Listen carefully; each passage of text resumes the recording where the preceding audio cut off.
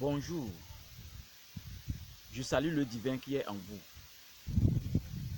Que les bénédictions soient encore. Par rapport à votre question sur les 9 phases du pardon, je crois que nous devrions essayer de rappeler ce que c'est que d'abord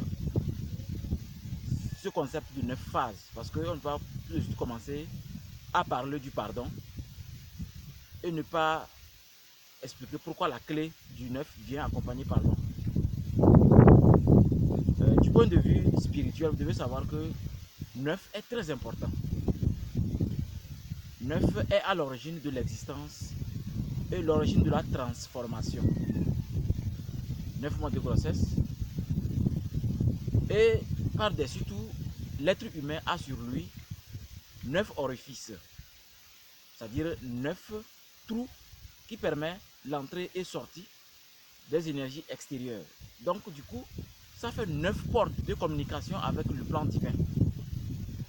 Et ces 9 portes ont la dimension physique et la dimension spirituelle. Donc vous allez voir que nous avons 9 trous sur nous, à savoir, en bas nous avons 2 trous, c'est-à-dire sur l'anus et le sexe, il y a la bouche, les 2 nez, ça fait 2 trous, les 2 bouches, les oreilles. Et quand vous comptez, vous allez voir que ça fait au total 9. Et donc, sachez que tout ce qui sort de votre bouche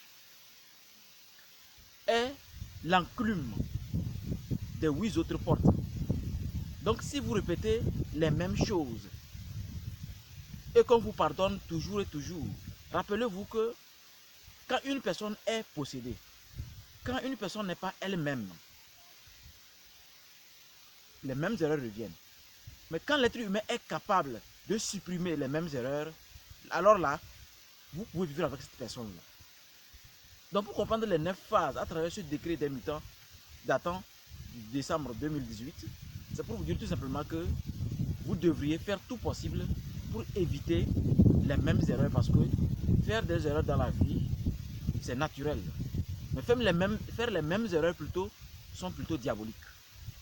Donc, c'est en cela qu'on voulait en venir en parlant de ce décret et surtout parlant du pardon. Comme vous le savez, pardon également est à l'origine de la floraison.